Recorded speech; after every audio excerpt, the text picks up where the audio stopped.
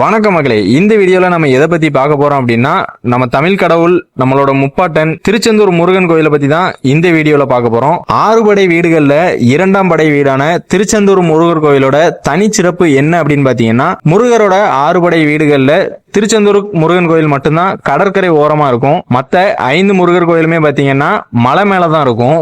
இதுவே நம்ம திருச்செந்தூர் முருகர் கோயிலுக்கே ஒரு தனி சிறப்பு அப்படின்னு தான் சொல்லியாகணும். நம்ம திருச்செந்தூர் முருகர் கோயிலோட அதிசயங்கள் சிறப்புகளை பத்தி பேசணும் அப்படின்னா நம்ம பேசிக்கிட்டே போலாம். ஏன்னா அந்த அளவுக்கு கொட்டி கிடக்குது. அதுல ஒரு சில விஷயங்களை மட்டும் இந்த வீடியோல இப்ப நம்ம பார்க்கலாம். நம்ம திருச்செந்தூர் முருகன் கோயில்ல எத்தனையோ அதிசயமான விஷயங்கள் இருந்தாலும் அதுல முக்கியமான ஒரு விஷயம் என்னது அப்படின்னு பாத்தீங்கன்னா நாளி கிணறு. பொதுவா நம்ம கடற்கரை ஓரங்கள்ல கிணறு தோண்டணும் அப்படின்னாலே அந்த கிணத்துல வர்ற தண்ணி வந்து கடல் தண்ணி எப்படி இருக்குமோ அந்த மாதிரி உப்பா தான் இருக்கும். ஆனா நம்ம திருச்செந்தூர் முருகன் கோயில்ல இருக்கிற இந்த நாளி கிணறுல இருக்கிற தண்ணி பாத்தீங்கன்னா நம்ம குடி தண்ணி எப்படி இருக்குமோ அந்த மாதிரி இருக்கும்.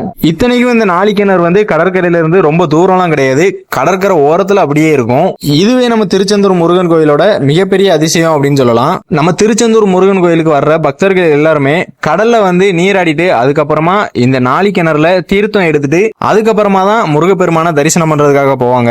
இந்த கோவில் வந்து பாண்டியர்களால வளர்க்கப்பட்டு அதுக்கப்புறமா வந்த பல அரசர்களால திருப்பணி செய்யப்பட்டதா வரலாறுகள் சொல்லுது.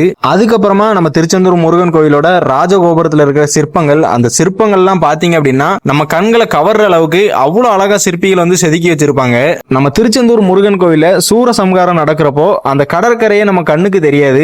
எதனால அப்படின்னா லட்சக்கணக்கான பக்தர்கள் வந்து சூரசம்காரம் நடக்கிறத பாக்குறதுக்காக அந்த கடற்கரையில கூடி நிப்பாங்க. அந்த கடற்கரையே மறைக்கிற அளவுக்கு அவ்வளவு கூட்டமா பக்தர்கள் வந்து அந்த சூரசம்கார நிகழ்வை பாக்குறதுக்காக வருவாங்க.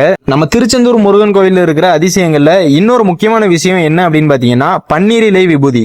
நம்ம திருச்செந்தூர் முருகன் கோயில்ல கொடுக்கப்படுற இந்த பன்னீர் இலை விபூதிக்கு வந்து எப்பேற்பட்ட தீராத கொடிய நோய்களையும் தீர்க்கக்கூடிய சக்தி இருக்கு அப்படின்னு நம்பப்படுது. விபூதி வச்சு கொடுக்கிற அந்த பன்னீர் இலை பாத்தீங்கன்னா முருகரோட வேல் எந்த வடிவத்துல இருக்குமோ அந்த இலையும் பாத்தீங்கன்னா அதே மாதிரி தான் இருக்கும். இன்னொரு மிகப்பெரிய அதிசயம் என்ன அப்படின்னு பாத்தீங்கன்னா நம்ம திருச்செந்தூர் முருகன் கோயிலோட கருவறை பகுதி வந்து பக்கத்துல இருக்கிற கடல் மட்டத்தை விட ரொம்ப கீழே இருக்கும். அதாவது அந்த கடல் மட்டத்தை விட ரொம்ப தாழ்வா இருக்கும் அப்படின்னு சொல்றாங்க. அந்த காரணத்தால இது வந்து ஒரு கட்டிடக்கலையின் அதிசயமா கருதப்படுது.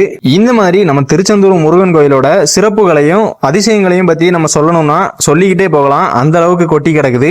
இந்த மாதிரி இன்ட்ரெஸ்டிங்கான வீடியோஸ் நிறைய பார்க்கணும் அப்படின்னா நம்ம சேனலை மறக்காம சப்ஸ்கிரைப் பண்ணிட்டு இந்த வீடியோக்கு ஒரு லைக் போட்டுருங்க.